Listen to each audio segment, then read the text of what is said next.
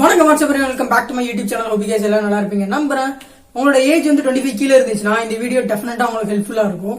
ஏன்னா age of 25 வரைக்கும் தான் நம்மளோட growth plates எல்லாம் ஆக்டிவா இருக்கும், ஓப்பனா இருக்கும். சோ அந்த டைத்துல தான் நம்மளோட ஹைட் வந்து இன்க்ரீஸ் பண்ண முடியும். இந்த பாஸ்கெட் பால் பிளேயர்ஸ் எல்லாம் எப்படி இவ்வளோ டாலா இருக்காங்க, அவங்களோட ஹைட்டுக்கு பின்னாடி இருக்கிற சீக்ரெட் என்ன அப்படிங்கறத சயின்டிபிக்கல் ரீசன்ஸோட இந்த வீடியோல எக்ஸ்பிளைன் பண்ண போறேன். எல்லாருக்குமே ஒரு டவுட் இருக்கும், ப்ரோ ஹைட் வந்து ஜெனடிக்ஸை பொறுத்து தானே, அதை எப்படி நம்மளால இன்க்ரீஸ் பண்ண முடியும், அதை எப்படி சேஞ்ச் பண்ண முடியும் அப்படிங்கிற டவுட் இருக்கும்.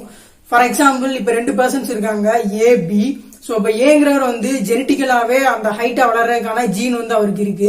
பட் பிங்கிறவருக்கு அந்த டாலா வளரக்கூடிய ஜீன் வந்து இல்ல. இப்ப ஏங்கிறவரு எதுவுமே பண்ணாம இருந்தா கூட அவரால் ஹைட்டா டாலா வளர முடியும்.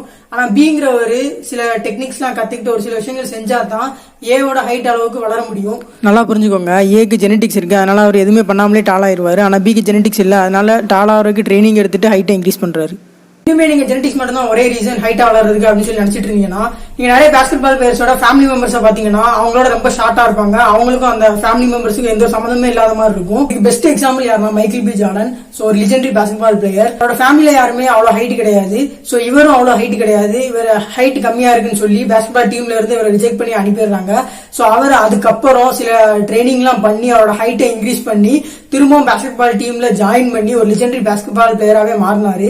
இதே மாதிரி நிறைய பாஸ்கெட் பால் பிளேயர்ஸ் வந்து அவங்க ட்ரைனிங் பண்ணி அவங்களோட ஹைட்டை இன்க்ரீஸ் பண்ணிருக்காங்க. ரீசெண்டா ஒரு ஆர்டிகல் படிச்சேன். அந்த ஆர்டிகல்ல நிறைய பாஸ்கெட் பால் டீம்ஸ் வந்து ஹை ஸ்கூல்ல படிச்சிட்டு இருக்கிற டேலண்டான பாஸ்கெட் பால் பிளேயர்ஸை ரெக்ரூட் பண்ணி அவங்களுக்கு பாஸ்கெட் பால் ட்ரைனிங்கோட சேர்த்து அவங்க ஹைட்டை இன்க்ரீஸ் பண்றதுக்கான ட்ரைனிங் சேர்த்து கொடுக்கறதா சொல்லி போட்டிருந்துச்சு. அதுலயும் இல்லாம சில பாஸ்கெட் பால் பிளேயர்ஸ் வந்து சிந்தட்டிக்கா வெளியே இருந்து சில சப்ளிமெண்ட்ஸ் எடுத்து அவங்களோட ஹைட்டை வந்து இன்க்ரீஸ் பண்றாங்க அப்படின்னு சொல்லி போட்டிருந்துச்சு. சோ இப்போ பொதுவா பாஸ்கெட் பால் பிளேயர்ஸ் வந்து அவங்களோட ஹைட் இன்க்ரீஸ் பண்றதுக்கு நேச்சுரலாவும் சரி ஆர்டிபிஷியலாவும் சரி என்னென்ன விஷயங்கள்லாம் பண்ணுவாங்க அப்படிங்கிற பத்தி தான் இந்த வீடியோ டிஸ்கஸ் பண்ண போறோம். சோ வீடியோ கடைசி வரைக்கும் ஸ்கிப் பண்ணாம பாருங்க. ஃபர்ஸ்ட் இவங்க ஆர்டிபிஷியலா எப்படி பாஸ்கெட் பால் பிளேயர்ஸ் அவங்க ஹைட் இன்க்ரீஸ் பண்றாங்க அப்படின்னு சொல்லி பார்க்கலாம். நிறைய பாஸ்கெட் பால் பிளேயர்ஸ் வந்து HGH இன்ஜெக்ஷன் வந்து எடுக்கிறாங்க, அதாவது ஹியூமன் growth ஹார்மோன் இன்ஜெக்ஷன் வந்து இன்ஜெக்ட் பண்றாங்க. HGH தான் நம்மளோட growth ஃபேக்டருக்கு ரொம்ப இம்பார்ட்டன்டான ஒரு விஷயம். சோ ஆல்ரெடி நம்ம பாடி வந்து ஹியூமன் growth ஹார்மோன் ப்ரொடியூஸ் பண்ணும். சோ அதையும் தாண்டி உங்க வெளியே இருந்து அதிகப்படியான ஹியூமன் growth ஹார்மோன் எடுக்கும்போது growth பிளேட்ஸ்ல உள்ள எபிதீலியல் செல்ஸ் வந்து மல்டிப்ளை ஆகி அவனோட ஹைட் இன்க்ரீஸ் ஆகிறதுக்கு ஹெல்ப் பண்ணும். ரெண்டாவது ஈஸ்ட்ரோஜன் பிளாக்கர்ஸ் வந்து எடுக்கிறாங்க. அதாவது நம்ம பாடியில ஈஸ்ட்ரோஜன் அதிகப்படியா இருந்துச்சுன்னா நம்மள ஷார்ட்டாவும் ஃபேட்டாவும் ஆக்கி விட்டுரும். அதனால இந்த பிளேயர்ஸ் எல்லாம் என்ன பண்ணுவாங்கன்னா அவங்க பாடியில அந்த ஈஸ்ட்ரோஜன் லெவலை வந்து கம்மி பண்ணணும் அப்படிங்கறதுக்காண்டி அந்த ஈஸ்ட்ரோஜன் பிளாக்கர், அதாவது அரோமேட்டேஸ் என்சைம் அப்படின்னு சொல்லி அதை ஆர்டிபிஷியலா இன்ஜெக்ட் பண்ணி அவங்க பாடியில அதிகப்படியா செக்ரீட் ஆகிற அந்த ஈஸ்ட்ரோஜனை கம்மி பண்றாங்க. அந்த மாதிரி ஈஸ்ட்ரோஜனை பிளாக் பண்றதுனால அவனோட ஹைட் வந்து தடைபடாம இருக்கிறதுக்கு ஹெல்ப் பண்ணும். சில சப்ளிமெண்ட்ஸ் எடுக்கிறாங்க, like vitamin D, calcium, protein, magnesium, அப்புறம் மினரல்ஸ். இந்த மாதிரி அவங்க ஹைட்டை இன்க்ரீஸ் பண்றதுக்கு தேவையான சப்ளிமெண்ட்ஸையும் சேர்த்து எடுத்து அவங்களோட ஹைட் வந்து இன்க்ரீஸ் பண்றாங்க. சரி, இப்ப நேச்சுரலா அவங்க ஹைட்டை இன்க்ரீஸ் பண்றதுக்கு என்ன பண்றாங்கன்னு சொல்லி பார்ப்போம். First diet. சோ இப்போ அவங்க வந்து ஹைட்டா வளரணும். சோ அவங்க பாடியில இன்னும் கொஞ்சம் செல்ஸ் வந்து அவங்க ப்ரொடியூஸ் பண்ணணும். அதனால அவங்க அதிகப்படியா சாப்பிடுவாங்க. சோ அதிகப்படியா சாப்பிடுவாங்கன்னு சொல்றதுனால அவங்க ஜங்க் ஃபுட்ஸ், அப்புறம் இந்த தேவையில்லாத ஃபேட்டி ஃபுட்ஸ் எல்லாம் சாப்பிட மாட்டாங்க, சுகரி ஃபுட்ஸ் எல்லாம் சாப்பிட மாட்டாங்க. சோ அவங்களோட டயட் வந்து ரொம்பவே கிளீனா ப்ரிசைஸ்டா இருக்கும். சோ அப்படி இருந்தாலும் அவங்களோட பாஸ்கெட் பால் ட்ரைனிங்லயும் அவங்க நல்லபடியா பெர்ஃபார்ம் பண்ண முடியும், பிளஸ் அவங்களோட ஹைட்டை இன்க்ரீஸ் பண்ண முடியும். பாஸ்கெட் பால் பிளேயர்ஸ் எல்லாருமே அவங்களோட டயட்ல proteins, vitamin D, calcium, magnesium, zinc, அப்புறம் சில விட்டமின்ஸ் அண்ட் மினரல்ஸ் வந்து அவங்க ஃபுட்ஸ்ல அதிகமா இருக்கிற மாதிரி பாத்துப்பாங்க. சோ ஏன்னா இந்த மாதிரி ஃபுட்ஸ் தான் அவங்களோட ஹைட் வந்து இன்க்ரீஸ் பண்ண ஹெல்ப் பண்ணும். ஹை இன்டென்சிட்டி வெயிட் ட்ரைனிங் பண்ணுவாங்க. சோ இது நார்மலான வெயிட் ட்ரைனிங் மாதிரி கிடையாது. இதுல அதிகப்படியான வெயிட்டை வச்சு கம்மியான ரெப்ஸ் போட்டு ட்ரைனிங் பண்ணுவாங்க. அதுவும் இல்லாம இந்த ட்ரைனிங் பீரியட் வந்து ரொம்பவே ஷார்ட்டா தான் இருக்கும், பிளஸ் இடையில பெருசா ரெஸ்டும் கிடையாது. இந்த மாதிரி வெயிட் ட்ரைனிங் பண்ணும்போது 2 அட்வான்டேஜ் இருக்கு. ஒன்னு வந்து அவனோட ஹியூமன் growth ஹார்மோன் வந்து அதிகப்படியா செக்ரீட் ஆகும். ரிசர்ச் படி நீங்க பாத்தீங்கன்னா இந்த மாதிரி ஹை இன்டென்சிட்டி வெயிட் ட்ரைனிங் நீங்க பண்ணதுக்கு அப்புறம் 24 ஹவர்ஸுக்கு உங்களோட ஹியூமன் growth ஹார்மோன் 400% ஹையராவே இருக்கும் அப்படின்னு சொல்லி சொல்றாங்க. செகண்ட் என்ன அட்வான்டேஜ்னா அவங்க பாடியில கார்டிசால் வந்து அவ்வளவு செக்ரீட் ஆகாது. இப்ப நீங்க அதிக மணி நேரம் வந்து ஒர்க் அவுட் பண்ணீங்கன்னா, லைக் ஒரு 2 hours 3 hours ஒர்க் அவுட் பண்ணீங்கன்னா உங்க பாடி அதை ஒரு ஸ்ட்ரெஸ் ரெஸ்பான்ஸா எடுத்துக்கிட்டு ஸ்ட்ரெஸ் ஹார்மோனான கோர்டிசால் வந்து ரிலீஸ் பண்ணும். சோ இந்த கோர்டிசால் ரிலீஸ் ஆகிறதுனால நிறைய டிஸ்அட்வான்டேஜ் இருக்கு. நம்மளோட பாடியில ஈஸ்ட்ரோஜன் அதிகமாகும், டெஸ்டோஸ்டிரான் கம்மியாகும், ஹியூமன் growth ஹார்மோன் கம்மியாகும். இந்த மாதிரி ஷார்ட்டான பீரியட்ல அவங்க ட்ரைனிங் பண்றதுனால அவங்களோட கார்டிசால் லெவலும் அவங்களுக்கு கம்மியாகுது. அவங்களோட growthக்கு எந்த ஒரு பாதிப்பு வராம அவங்களோட ஹைட் வந்து இன்க்ரீஸ் பண்ண முடியும். ஸ்ட்ரெச்சிங். சோ எல்லாருக்குமே டவுட், எப்படா ஸ்ட்ரெச்சிங் பண்ணி நம்மளோட ஹைட்டை இன்க்ரீஸ் பண்ண முடியும் அப்படின்னு சொல்லி. சோ நல்லா புரிஞ்சுக்கோங்க, நம்ம பிரெயின் வந்து ஒரு சர்வைவல் மிஷின். சிச்சுவேஷன் நடக்குன்னா அந்த சிச்சுவேஷன்ல நம்ம எப்படி சர்வை பண்ணலாம், நம்மள எப்படி அடாப்ட் பண்ணி வச்சுக்கலாம் அப்படின்னு சொல்லி நம்ம பிரெயின் யோசிக்கும்.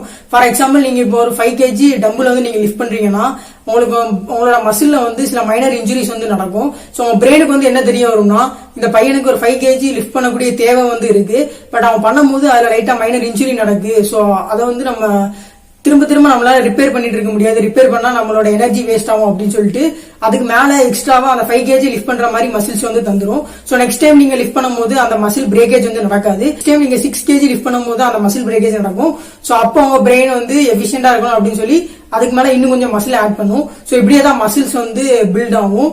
அதே மாதிரி தான் நீங்க ஸ்ட்ரெச்சிங் யோசிச்சு பாருங்க. நீங்க ஸ்ட்ரெச்சிங் பண்ணும்போது உங்களோட மசில்ஸ், உங்களோட போன் எல்லாத்தையுமே சேர்த்து ஸ்ட்ரெச் பண்ணுவீங்க. சோ அப்ப உங்க பிரெயினுக்கு வந்து அதிகப்படியான வேலை வந்து அங்க நடந்துட்டு இருக்கும். சோ உங்க பிரெயின் வந்து சர்வே பண்ணணும் அப்படிங்கறதுக்காண்டி என்ன பண்ணணும்னா, எனர்ஜி எக்ஸ்பெண்டிச்சர் நம்ம கம்மி பண்ணோம்னா, இந்த பையனுக்கு ஏதோ ஒரு தேவை இருக்கு, அதனால இவனோட ஹைட் வந்து நம்ம இன்க்ரீஸ் பண்ணிட்டோம்னா இவன் ஸ்ட்ரெச் பண்ண தேவையில்லை அப்படின்னு சொல்லி உங்களோட ஹைட் வந்து இன்க்ரீஸ் பண்ணி கொடுக்கும். சோ இது ஆக்சுவலா சயின்டிபிக்கலா இல்ல, பட் நீங்க டெக்னிக்கலா யோசிச்சு பாத்தீங்கன்னா உங்களுக்கு ஒரு சென்ஸை மேக் பண்ணும். அதே தான் பண்றாங்க பாஸ்கெட்பால் பிளேயர்ஸும். அவங்களோட ஹைட் இன்க்ரீஸ் பண்றதுக்காண்டி அவங்களோட லெக்ஸ் எல்லாம் நல்லா ஸ்ட்ரெச் பண்ணி புல் அப் பார்ல ஹேங் பண்ணி இந்த மாதிரி விஷயங்கள்லாம் செஞ்சு அவங்க பாடி டோட்டலா ஸ்ட்ரெச் பண்ணி அவங்களோட ஹைட் இன்க்ரீஸ் பண்றாங்க. நெக்ஸ்ட் ஸ்லீப் ரொம்பவே இம்பார்ட்டன்டான ஒரு விஷயம்.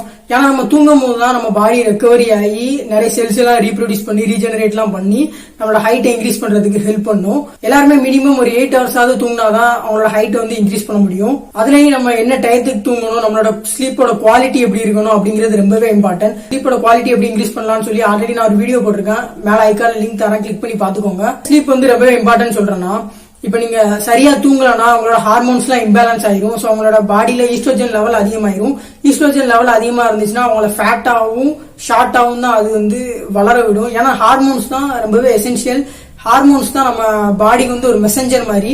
நம்ம பாடி எப்படி இருக்கணும், நம்மளோட லுக் எப்படி இருக்கணும் அப்படிங்கறது டிசைட் பண்றது இந்த ஹார்மோன்ஸ் தான். நம்ம நல்லபடியா ஒரு 8 ஹவர்ஸுக்கு ஒரு குவாலிட்டியான ஸ்லீப் நம்ம கிடைச்சதுன்னா நம்மளோட பாடியில ஈஸ்ட்ரோஜன் லெவல் கம்மியாகும், கார்டிசால் லெவல் கம்மியாகும், பிளஸ் ஹியூமன் growth ஹார்மோன் அதிகப்படியா செக்ரீட் ஆகும், பிளஸ் டெஸ்டோஸ்டிரான் அதிகப்படியா செக்ரீட் ஆகும். சோ இந்த 2 ஹார்மோனும் தான் நம்மளோட growth ஃபேக்டருக்கு ரொம்பவே இம்பார்ட்டன்ட். நீங்க ஹைட்டா வளரணும் அப்படின்னு நினைச்சீங்கன்னா உங்களோட ஏஜ் 25 கீழ இருந்துச்சுன்னா நீங்க டெஃபினட்டா 8 hours ஆஃப் ஸ்லீப்பா நீங்க எடுக்கணும். அதுல அந்த டைமிங் ஆஃப் ஸ்லீப் வந்து ரொம்பவே இம்பார்ட்டன்ட். போஸ்டர் ரொம்பவே இம்பார்ட்டன்ட். சோ இப்ப நம்ம எல்லாருமே போன் யூஸ் பண்றதுனால நம்ம போஸ்டர் எல்லாம் பயங்கர டிஃபார்ம் ஆயிருக்கு. இந்த மாதிரி நம்ம ராங் போஸ்டர்ல இருக்கும்போது நம்மளோட ஹைட் இன்க்ரீஸ் ஆகுறது ரொம்பவே தடைப்படும். நம்ம ராங் பாஸ்டர்ல இருக்கிறனாலே சில பேர் ஷார்ட்டாவே தெரிவாங்க. சோ உங்க பாஸ்டரை நீங்க ஃபர்ஸ்ட் கரெக்ட் பண்ணிட்டீங்கனாலே உங்களோட ஹைட் இன்க்ரீஸ் ஆகுறது தடைபடாம நீங்க தடுக்கலாம். பிளஸ் நீங்க பாக்குறதுக்கும் டாலா தெரியுங்க. சோ இந்த மாதிரி தான் அவங்க ஆர்டிபிஷியலாவும் நேச்சுரலான வேஸை யூஸ் பண்ணி பாஸ்கெட்பால் பிளேயர்ஸ்ல அவங்களோட ஹைட்டை இன்க்ரீஸ் பண்றாங்க. சில பாஸ்கெட்பால் பிளேயர்ஸ் வந்து ஜெனட்டிக்கலாவே அவங்களோட ஹைட் வந்து அதிகமா இருக்கும். ஆனா நிறைய பாஸ்கெட்பால் பிளேயர்ஸ் வந்து அவங்களோட ஜெனட்டிக்கலாவே அவங்களோட ஹைட் இவ்வளவு கிடையாது. அவங்களா சில விஷயங்கள் செஞ்சுதான் அவங்களோட ஹைட்டை வந்து இன்க்ரீஸ் பண்ணிருக்காங்க. உங்களோட ஹைட்டை நீங்க இன்க்ரீஸ் பண்ணணும்னு நினைச்சீங்கன்னா அவங்களோட ஏஜ் 25 கீழ இருந்துச்சுன்னா இந்த டெக்னிக்ஸ்லாம் டெஃபினட்டா உங்களுக்கு ஒர்க் ஆகும். நீங்க அதுக்கு ஆர்டிபிஷியல் மெத்தட்ஸ் ட்ரை பண்ணணும்னு அவசியமே இல்ல. நேச்சுரலா இருக்கிற மெத்தட்ஸை ட்ரை பண்ணியே நீங்க வந்து உங்களோட ஹைட்டை இன்க்ரீஸ் பண்ணலாம். பட் அந்த இன்க்ரீஸ் ஆகிற ஹைட் வந்து ரொம்பவே ஸ்லோவா தான் இன்க்ரீஸ் ஆகும். ஆனா டெஃபினட்டா இன்க்ரீஸ் ஆகும். நீங்க அப்படியே இருக்கிற ஹைட்டுக்கும் உங்களோட ஹைட் ஸ்லோவா இன்க்ரீஸ் ஆகி கொஞ்சம் இன்க்ரீஸ் ஆகி இருக்கிற ஹைட்டுக்கும் நிறையவே டிஃபரன்ஸ் இருக்கு. சோ ஹைட் இன்க்ரீஸ் பண்ண நினைச்சீங்கன்னா உங்களோட ஏஜ் 25 கீழ இருந்துச்சுன்னா இந்த டெக்னிக்ஸ் எல்லாமே ட்ரை பண்ணி பாருங்க. இந்த வீடியோல அவ்வளவுதான். இந்த வீடியோ உங்களுக்கு பிடிச்சிருந்துச்சுன்னா லைக் பண்ணுங்க, பிடிக்கலாம் எதனால பிடிக்கும்னு சொல்லி கீழே கமெண்ட் பண்ணுங்க. சோ அதை இம்ப்ரூவ் பண்றதுக்கு ஹெல்ப்ஃபுல்லா இருக்கும். Men's fashion, grooming, hair style, fitness இது எல்லாத்த பத்தி நான் பேசுவேன். சோ கீழே இருக்க சப்ஸ்கிரைப் பண்ண கிளிக் பண்ணி வச்சுக்கோங்க. கூட அந்த பெல் ஐக்கானை கிளிக் பண்ணி வச்சுக்கோங்க. தேங்க்ஸ் ஃபார் வாட்சிங்.